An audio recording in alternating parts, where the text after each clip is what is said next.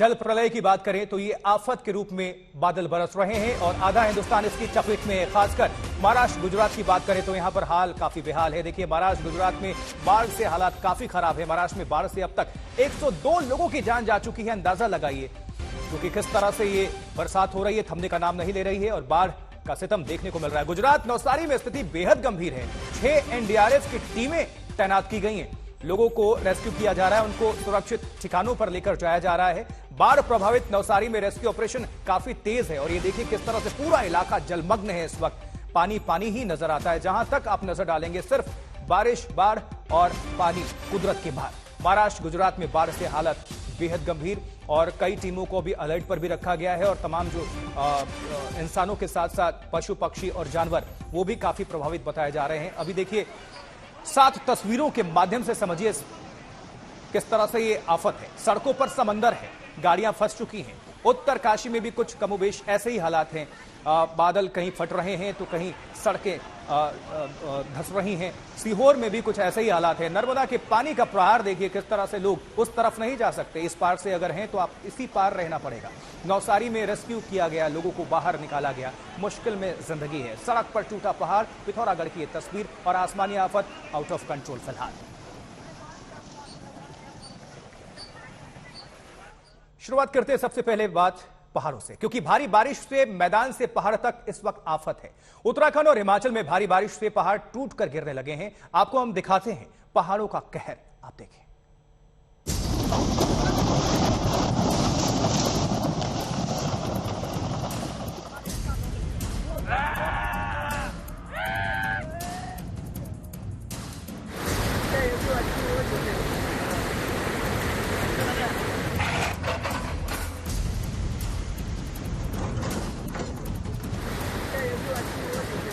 दहाड़ मारती नदियां,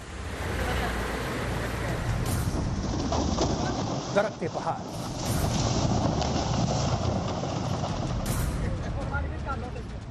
कुदरत ने बरसाए आफत बेशुमार।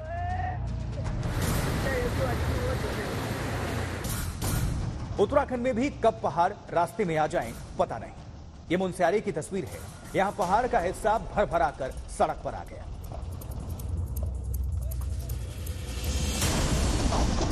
तस्वीरें फिर से देखिए, पलक झपकते फेल हो गया।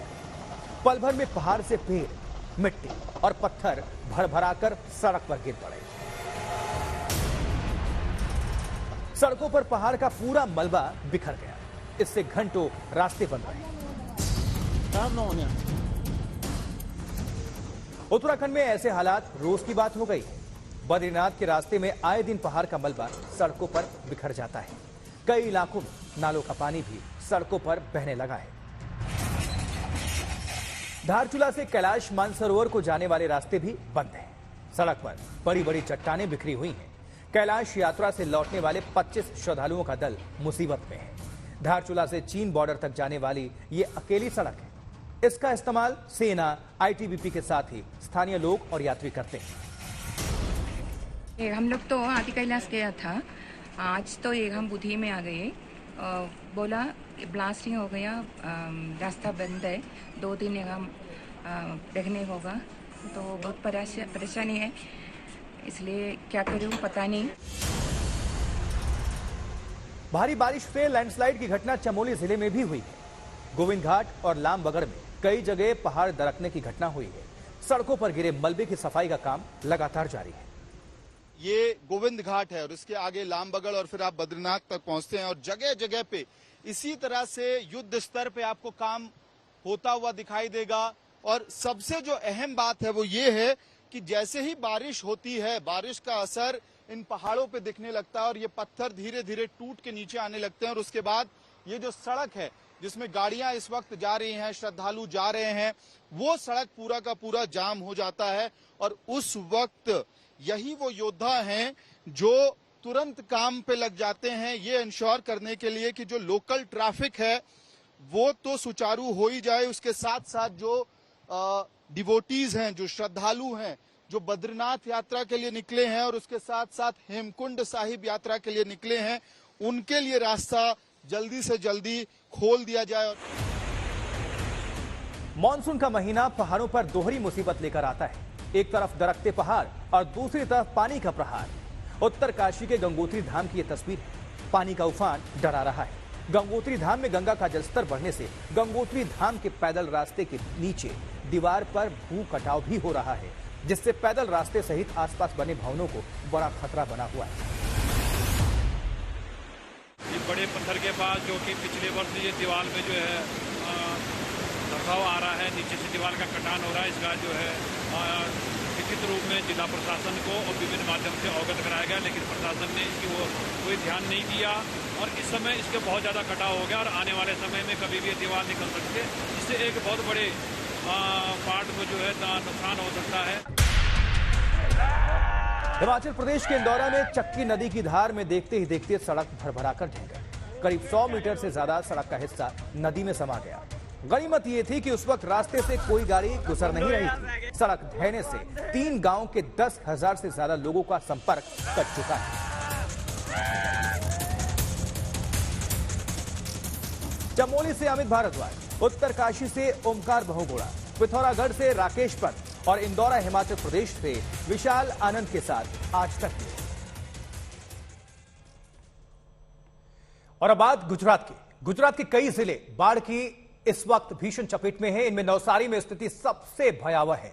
आज तक संवाददाता सौरभ वक्तानिया नवसारी से लगातार बाढ़ की रिपोर्टिंग कर रहे हैं।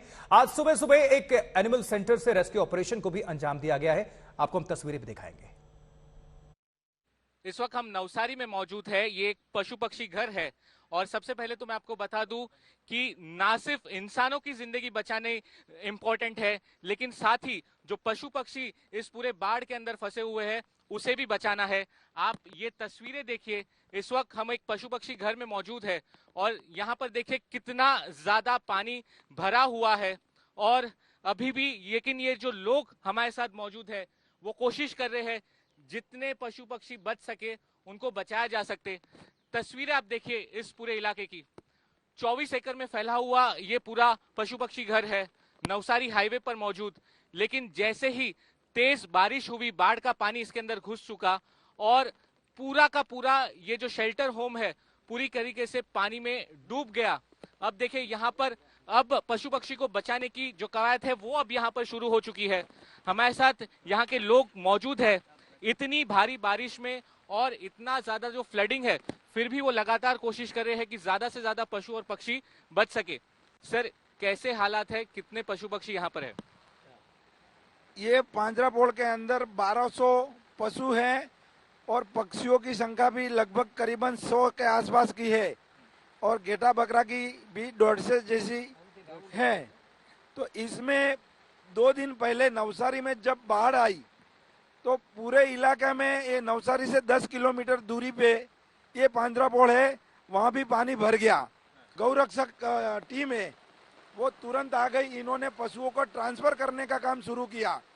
वो पशुओं को ट्रांसफर करने के बाद पानी और बढ़ गया तो हम भी थोड़े लाचार हो गए और इनके बाद यहाँ पिछले 2 दिन से हम लगातार लगे हुए हैं। तो कई पशुओं को हमारा शेड की जगह जो थोड़ी हाइट पे है वहाँ पे लगा दिया और बाकी के इनमें से लगभग 42 यानी कि 42 पशु की मृत्यु हुई है।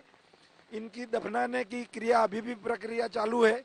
तो 1150 पशुओं को हमने अभी तक बचा लिया है और सेफ जगह पे हाइट वाले शेड में इनको रखा है। ये तस्वीर आप देख रहे हो। आप समझ सकते हैं कि कितना डिफिकल्ट यहाँ पर एक अलग ही रेस्क्यू ऑपरेशन यहाँ के जो तमाम लोग हैं, ये पशु प्रेमी लोग हैं और अपनी जान जोखिम में डालकर फिलहाल आप तस्वीरों में देख सकते हैं पूरी की पूरी जो 24 एकड़ की ये पूरी जगह है पूरी तरीके से पानी में डूब चुकी है।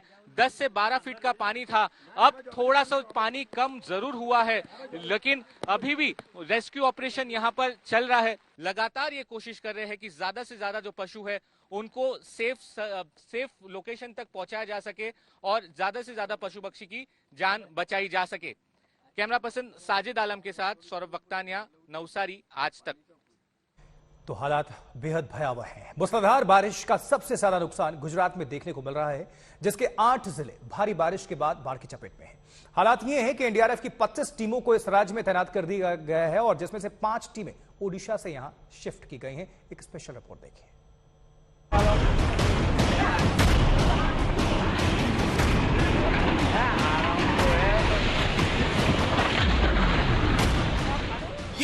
गुजरात का वडोदरा है, जहां राष्ट्रीय राजमार्ग की दीवार बारिश झेल नहीं पाई और गिर गई।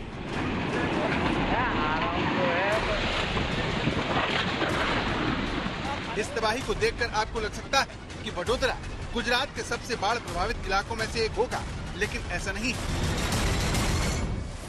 गुजरात का छोटा उदयपुर भी बारिश की चपेट में, जिसके बोडेली के कोचवे पर एक कार सड़क पार करते हुए डूब जाती है। ये देखिए, इस कार में 5 लोग सवार थे, जो अचानक पानी का बहाव तेज होने से गाड़ी समेत बह गए। जैसे ही कार बहने लगी तो गाड़ी से ही लोगों ने बचाव की गुहार लगाई। इनकी खुशकिस्मती थी कि इनकी पुकार को स्थानीय लोगों ने सुन लिया और वो समय रहते बचाने के लिए आगे आ गए।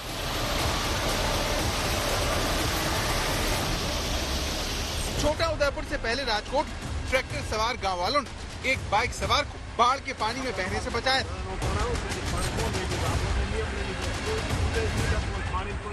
नवसारी में भारी बारिश की वजह से नदी और नाले उफान पर हैं, जिन्होंने आसपास के गांव को अपनी चपेट में ले लिया है। जहां पर एनडीआरएफ की ये बोट चल रही है, उसके नीचे सड़क है जो पूरी तरह से पानी में डूब गई है।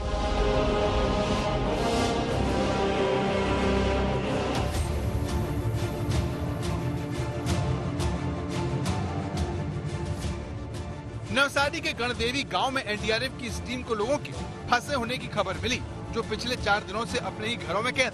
बच्चे और बुजुर्ग कई दिनों से पानी और खाने पीने की कमी के बीच जिंदगी की जंग लड़ने को मजबूर है। ऐसे में एनडीआरएफ की टीम जब यहाँ पहुँची तो लोगों की खुशी का ठिकाना नहीं रहा।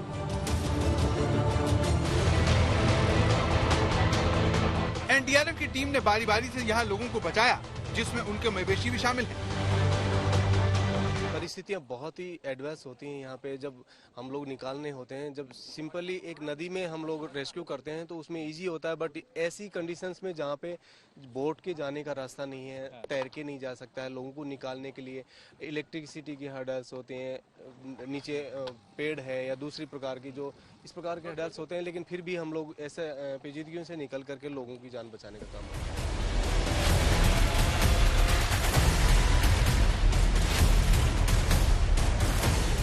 नवसारी में भारी बारिश से डूबने वाले गांवों की संख्या बढ़ती जा रही है, जिसमें रहने वाले लोग एनडीआरएफ और स्थानीय रेस्क्यू टीम के भरोसे हैं। स्थानीय प्रशासन बाढ़ प्रभावित लोगों को बचाने के लिए एनडीआरएफ से गुहार लगाता है, जो समय रहते लोगों को बचा लेती है।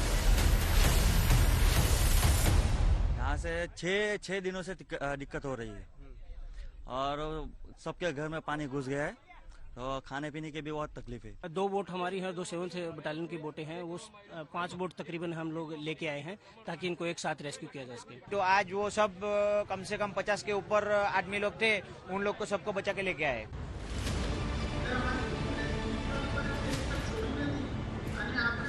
राज्य सरकार भी लगातार नवसारी और वलसाड़ की स्थिति पर नजर बनाए हुए है। राज्य के मुख्यमंत्री भूपेंद्र पटेल गुरुवार को स्टेट इमरजेंसी ऑपरेशन सेंटर पर प्रशासन की तैयारियों का जायजा लेते दिखे। इसके बाद उन्होंने अहमदाबाद में रहकर बाढ़ को लेकर अफसरों से रिपोर्ट ली। राज्य सरकार की चिंता यह है कि आने वाले दिनों में बारिश रुकने की संभावना नहीं है। राज्य के बाढ़ प्रभावित इलाकों में मौसम विभाग भारी बारिश की आशंका जता रहा है।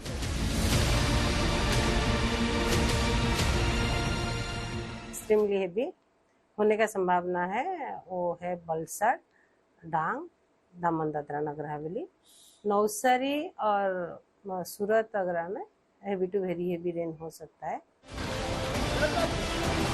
दक्षिण गुजरात की तरह राज्य के कच्छ जिले में भारी बारिश हो रही है। लगातार बरसात से कच्छ के अंजार, भचाऊ, लखपत, नखत्राना, मुंद्रा, मांडवी और भुज में नदी नालों का पानी घरों में भर रहा है।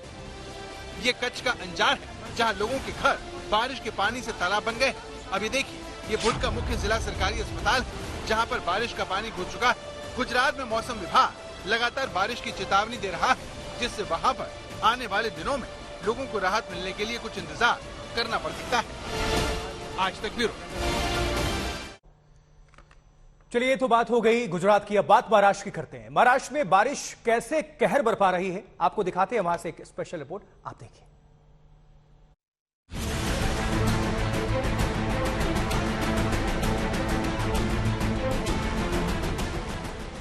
महाराष्ट्र में बारिश से तबाही बरस रही है।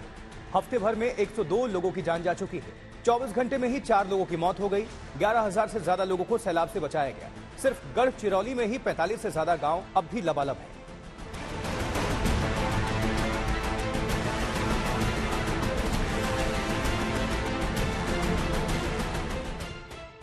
चंद्रपुर में हर तरफ पानी ही पानी है। लगता है शहर में समंदर आ गया। लोग हफ्ते भर से घरों में कैद हैं। सड़क पर सैलाब है। एनडीआरएफ कर्मी बाढ़ में फंसे लोगों के लिए देवदूत बनकर सामने आए। एनडीआरएफ के जवानों ने कल एक एक कर इस तरह 591 लोगों को संकट से निकालकर सुरक्षित जगहों पर पहुंचाया। प्रशासन ने हमको बताया है कि घर खाली करो। हम अपने सामान वगैरह लेकर राजनगर छोड़ के भी निकल रहे हैं। प्रशासन का पूरा मदद है, हमें इन्फॉर्मेशन दिया गया पहले से। कहाँ जा रहे हैं? हम अपने अपने रेसिडेंस पे जा रहे हैं, बाहर घुघुस अपने रेसिडेंस। चंद्रपुर में लगातार 6 दिनों की बारिश से नदी नाले उफान पर हैं। इराई डैम के 7 दरवाजे 1.5 मीटर से खोल दिए गए। इससे कई और इलाके बाढ़ की जद में आ गए। मध्य प्रदेश में भी बारिश आफत बन गई है। नर्मदापुरम का इलाका भारी बरसात से लबालब है। इटारसी में निचले इलाके डूब चुके हैं। सड़कें पानी पानी हैं। गाड़ियां तक डूब गई हैं। मध्य प्रदेश के इटारसी में जोरदार बारिश के बाद निचले इलाकों में किस तरीके के हालात बन गए, वो एक तस्वीर हम आपको दिखाते हैं। बेहद डरावनी तस्वीर है। कांवड़ मोहल्ले की दूसरी तरफ की एक तस्वीर हम आपको दिखाते हैं कि जब नाले में दीवार तोड़ करके पानी बाहर जा रहा है तो जो तमाम गाड़ियां इस मोहल्ले में खड़ी हुई हैं वो इस पानी में डूब चुकी है। और तस्वीरों में अगर आप देखें तो सामने वो आपको सफेद एम्बेसडर कार दिख जाएगी जो इस वक्त पानी में पूरी तरीके से डूब चुकी है। नीचे से पूरी कार जो है वो डूबी हुई है और उससे अंदाजा आपको लग जाएगा कि कितना पानी इस मोहल्ले में भरा हुआ है। लोग बता रहे हैं कि ये कार जो है डिक्की तक पूरी डूबी हुई थी, लेकिन पानी क्योंकि अब उतरना शुरू हो गया है तो जलस्तर थोड़ा यहाँ कम हुआ है। ये जो आप बहाव देख रहे हैं पानी का, ये दरअसल इसी वजह से है कि आगे जो दीवार है उस दीवार को तोड़ा गया है और उस दीवार को तोड़ने के बाद ये जो पानी है अब वहां से निकलना शुरू हो गया है। और इसीलिए यहाँ पे फिलहाल अगर आप देखें तो ये तस्वीर आपको देखने को मिल जाएगी। और ये जो बहाव है यही इलाके के लोगों को डरा रहा है। छिंदवाड़ा में भी बारिश के कारण नदी नाले गरज रहे हैं। कई इलाकों में नदियां उफान पर हैं। पुलिया के ऊपर से पानी बह रहा है। एक युवक ने पुल पार करके अपनी हिमाकत दिखाई। इसका नतीजा देख लीजिए, वो बीच मझधार में ही फंस गया।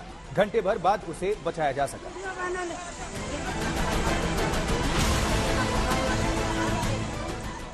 आज तक ब्यूरो।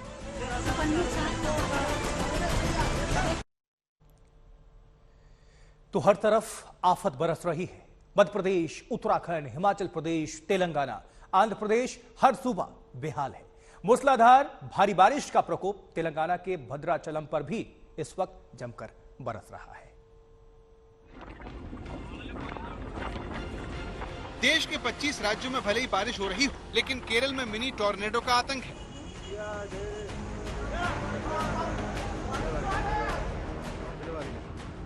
केरल का कोझिकोड 10 मिनट तक सांस रोककर इस तस्वीर को देखता रहा।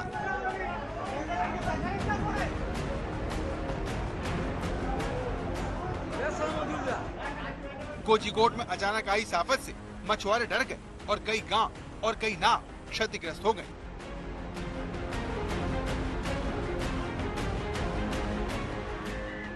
उत्तर से लेकर दक्षिण तक मौसम का जानलेवा तेवर डरा रहा है।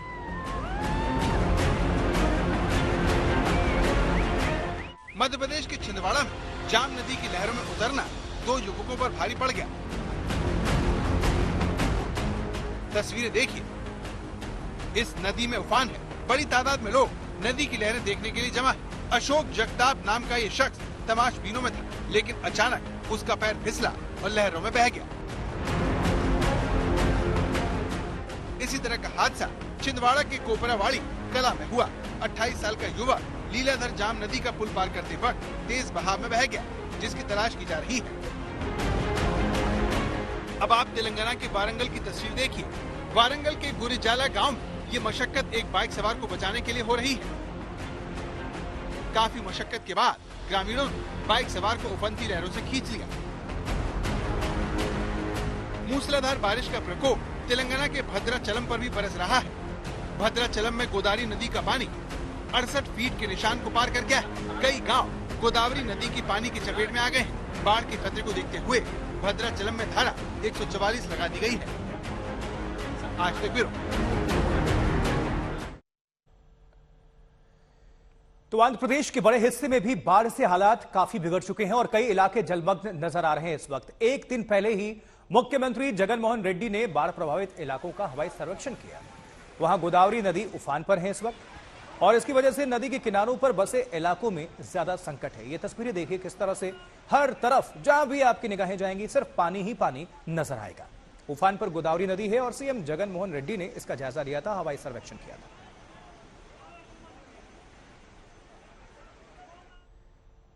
चलिए खबरों में बढ़ते हैं आगे और अब बात करते हैं विकास के एक्सप्रेसवे की। जी हां, आज उत्तर प्रदेश के बुंदेलखंड में प्रधानमंत्री नरेंद्र मोदी बुंदेलखंड एक्सप्रेसवे का उद्घाटन करेंगे। ये अपने आप में बड़ी खबर है आज, क्योंकि 14,800 से ज्यादा करोड़ का ये प्रोजेक्ट है जो कि 36 महीने में निर्धारित था और 28 महीने में ही बनकर तैयार हो गया। बुंदेलखंड सहित पूरे उत्तर प्रदेश को इससे काफी फायदा पहुंचने जा रहा है। एक स्पेशल रिपोर्ट।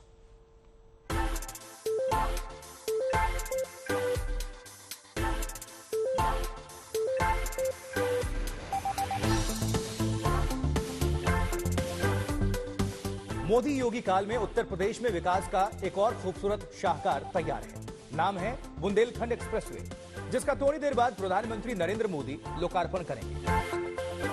कभी गरीबी, भूखमरी और डकैतों के लिए जाने जाने वाला बुंदेलखंड अब विकास की रफ्तार पकड़ने जा रहा है और इस विकास की रफ्तार की शुरुआत हो रही है बुंदेलखंड के 296 किलोमीटर लंबे एक्सप्रेसवे के साथ, जिसका उद्घाटन प्रधानमंत्री नरेंद्र मोदी करने वाले हैं।